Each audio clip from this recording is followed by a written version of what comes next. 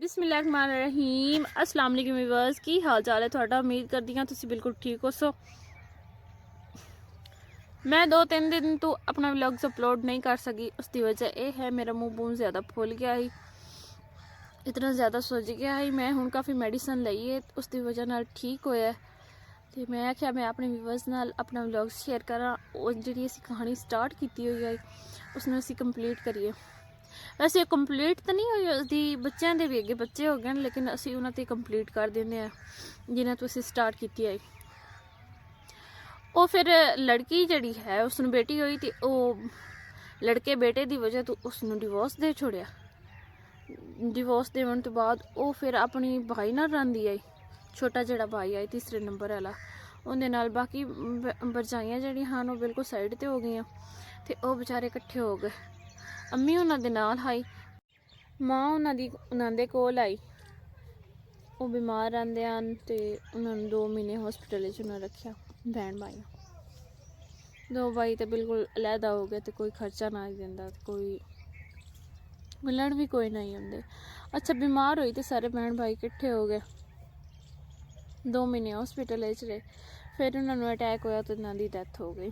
उन्होंने शुगर का मसला आई तो ब्लड प्रैशर का मसला, उन्होंने डैथ हो गई। उस तो बाद जिहड़ा है छोटे भाई की भैन ही किती शादी शुदी कराई, कोई रिश्तेदार हाँ या ना ये तो मैनू नहीं पता। भाई छोटे भाई की शादी करा दी तो वह हुण कल्ली रहिंदी है। उनके कोल उसकी बेटी है, बेटी की माँ बड़ी बेहतरीन परवरिश कर रही है। उन्होंने कहानी इस तरह हो गई जिस तरह शुरू तो उसकी अम्मी की आई। सेम कहानी पहले माँ नाल होई, फिर उसकी बेटी नाल होई, फिर अगे उसकी बेटी की बेटी नाल होई। मतलब तुसीं वेखो ना बई, एक किस्मत की गल है, एक अल्लाह ताला उन्होंने किस्मत इस तरह लिख छोड़ी। पहले माँ आई, उसके 4 बच्चे हो गए तो एक उसके खामद ने उसनूं छोड़ दिता।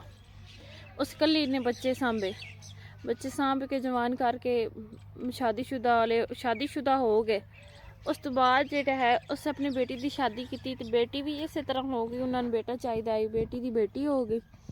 उन्होंने डिवोर्स दे छोड़िया। बाद छोटे भाई की शादी करके ते आप भी अलग हो गई। हुण उसकी बेटी जी है वो पढ़ रही है। उनकी अम्मी लोगों के घर काम करती है तो अपनी बेटी को पढ़ा रही है।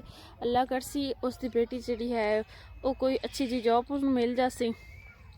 वैसे साढ़े पाकिस्तान इस तरह होंदा तो नहीं भाई गरीबां दा काम हो जाए, सिफारिशां करके या पैसे दे के ते वो नौकरी जी है उन्होंने को छीन लेंदे, हक दी नहीं मिलती तो छीन लेंदे।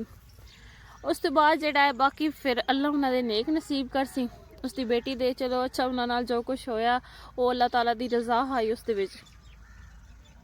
ते हुण अगे मैं अल्लाह कोल दुआ करदी हां, तुसीं भी अल्लाह कोल दुआ करियो फिर अगे उसकी बेटी दे जेह्ड़े ना नेक नसीब होवे, अच्छे नसीब होवे, उसनूं उसका हम सफ़र इस तरह का मिले, मतलब उसनूं दुनिया की हर एक खुशी उसदे लिया के कदमां दे विच रख देवे। ते जितनियां उन्हां दी नानी या उसकी अम्मी मुश्किलां झेलियां सारियां उनदे ते पूरियां हो जावन, ताकि उहदी माँ दे दिल च ख्वाहिश ना रवे मेरी बेटी मेरे अम्मी नाल इस तरह होया, मेरे नाल इस तरह होया। हो सकता है शायद उस दिल च अज भी डर है पर मेरी बेटी नाल हो सकता है इस तरह हो जाए। तुसीं भी दुआ करो तो मैं भी दुआ करदी हाँ अल्लाह ताला उसदे अच्छे नसीब करे। कमेंट्स ये लाजमी दसना मेरी कहानी थानू किस तरह की लगी है। हकीकतन कहानी अपनी अखां दे सामने वेखी हुई कहानी किस तरह की लगी तो मैं थानू सुबह मिलसा अपने नए व्लॉग्स दे नाल। उस वास्ते मैं थोड़े को इजाजत चाहनी हाँ। मेरी तरफ थानू सारियां नू एडवांस ईद मुबारक। अल्लाह हाफिज।